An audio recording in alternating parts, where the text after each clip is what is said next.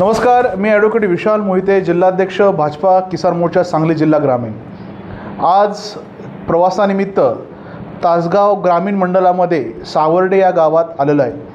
आमचे पूर्वीचे खजिनदार आणि आमचे सहकारी इंद्रजी पाटील यांच्या या विविध कार्यकारी सोसायटीमध्ये आलेलो आहेत। तसेच या मंडळाचे सन्माननीय अध्यक्ष आपले मित्र आमचे भैया पाटील साहेब यांच्या या गावात आलेलो आहे।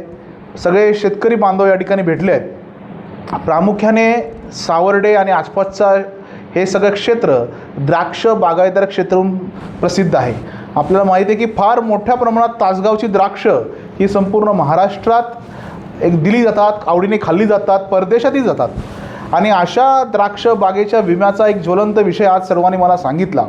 2025, 24, 25, 25, 26चा पीक विम्याचा विषय हा पेंडिंग आहे। बजाज अलायन्स ही खाजगी कंपनी आहे आणि फार थोकडा आणि नगण्य असा इन्शुरन्स दिल्यामुळे यांची ही व्यथा आहे। आगामी काळात आम्ही त्या कृषी अधिकाऱ्याला फोन केलेला आहे, त्याला सांगितलं आहे की सर्व बांधवांना, शेतकरी बांधवांना योग्य विमा दिला पाहिजे। ज्या प्रायव्हेट इन्शुरन्स कंपनी आहेत त्या जर शेतकऱ्यांचं शोषण करत असतील, योग्य विमा देत नसतील, काही छोट्या त्रुटी काढून विमा बाद करत असतील किंवा कमी करत असतील तर ही बाब निंदनीय आहे। अशा प्रकारची कुठलीही बाब भाजपा किसान मोर्चा सांगली जिल्हा खपून घेणार नाही।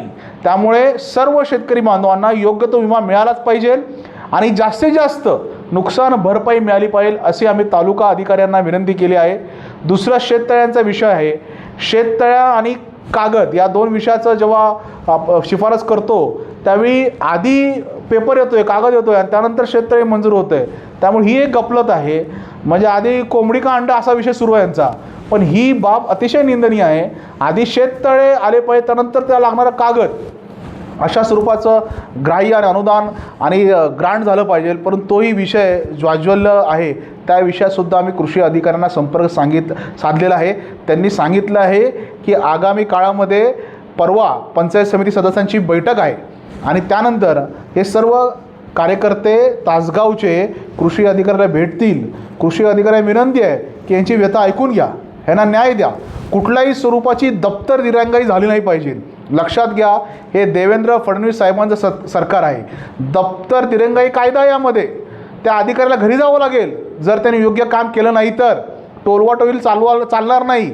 इथून जिल्ह्याला पाठवले, जिल्ह्याने आयुक्ताला पाठवलं, आयुक्ताने मंत्र्याकडे गेले, आम्हाला याच्याशी देणं घेणं नाही।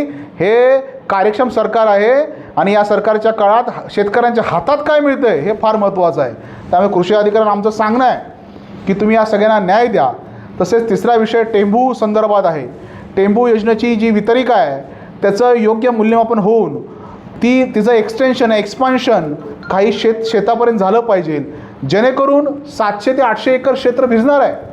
परंतु काही जणांना झुकतं माप द्यायचं, काही जणांना द्यायचं नाही। अशा प्रकारे कुठलाही धंदा आम्ही भाजपा किसान मोर्चा खपून घेणार नाही। शेतकऱ्यांच्या हक्काचं पाणी आहे, शेतकऱ्यांचं पाणी आहे आणि योग्य मोबदला त्या कंत्राटदाराला मिळतोय।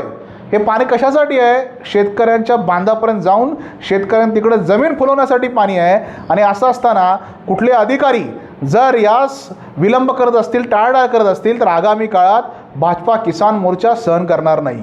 लक्षात ठेवा, सरकार आमचं, त्यामुळे आम्ही आंदोलन करणार नाही, पण आम्हाला माहिती आहे त्या अधिकाऱ्याचं काय करायचं आणि कशा स्वरूपाचं करायचं।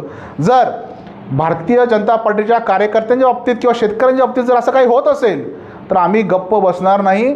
मला वाटतं हे माझं विधान पुरेसं बोलकं आहे। आगामी काळात तासगावचे काही प्रश्न असतील, सावर्ड्यामधील शेतकऱ्यांचे काही प्रश्न असतील, अगदी टेंबूचं पाणी बांधापर्यंत प्रश्न असेल, शेततळ्याचा प्रश्न, पीक विम्याचा प्रश्न आहे, यासाठी आम्ही सगळे उठून जर योग्य तो न्याय त्या शेतकऱ्यांना देण्याचा आम्ही सरकारच्या माध्यमातून प्रयत्न करणार आहे। धन्यवाद।